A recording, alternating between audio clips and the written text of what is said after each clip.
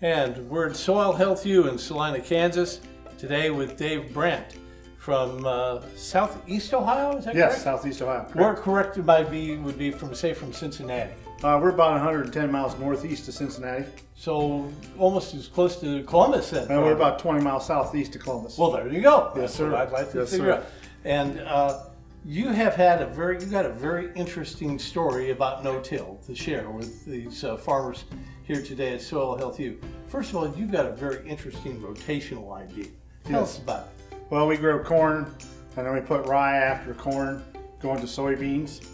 Then we go, after soybeans, we go to wheat.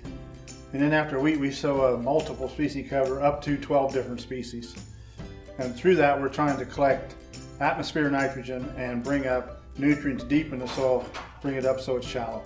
Now, you run on about 30 inches of moisture a year, am I right? That's correct, yes. And with that, you have plenty of I guess you would call it,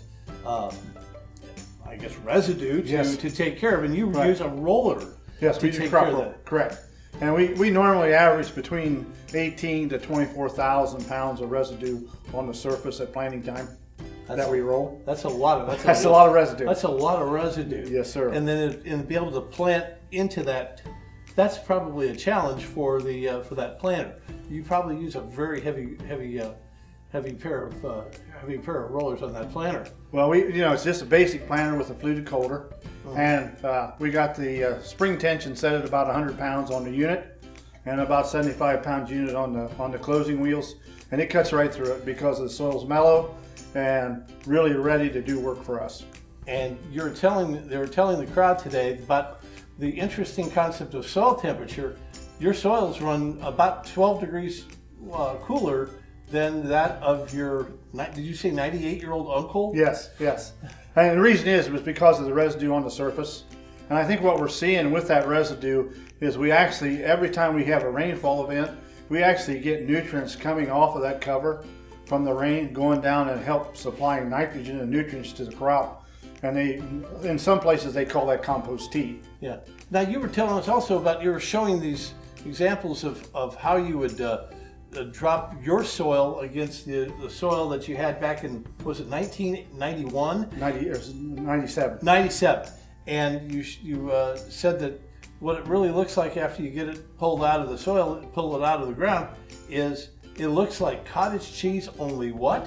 Only brown and black. Only black. Yes. Because it's got a lot of carbon. Because it's got a lot of carbon in it. Yes. It's got that feel. Again, we've been hearing about touch and smell and all these other sensory changes that soil goes through when it becomes healthy. That's correct. And with our organic matter and our cover crops, our soil smells like roses or violets compared to our conventional neighbor soil that tends to smell a little septic. And with that comes very good yields. Good yields. And good prices and when it comes back to you, good prices on a good return, even with all those cover crops, because you're not having to spend money on commercial fertilizers and on other types of things to have to amend into the soil. Yes, that's correct. And in lots of our farms we use no additional amendments at this time. We have several farms we just picked up, so you have to wean them off of that. So it takes about 4 or 5 years to get weaned away from the commercial types of things we've been using. And anything in terms of a couple of sentences, what is it, one little takeaway that you wanted to give to these farmers today? Well, I wanted to have them understand that they need to think about diverse cover crops, look at where that might work in their operation, try to figure out how to make them work so they could lower their expenses, and also think about using diverse things in their operation to help them broaden their horizons. Well, thank you. This is Dave Brandt from central southeastern Ohio. Larry Dryling reporting at Soil Health U. Thanks for joining us.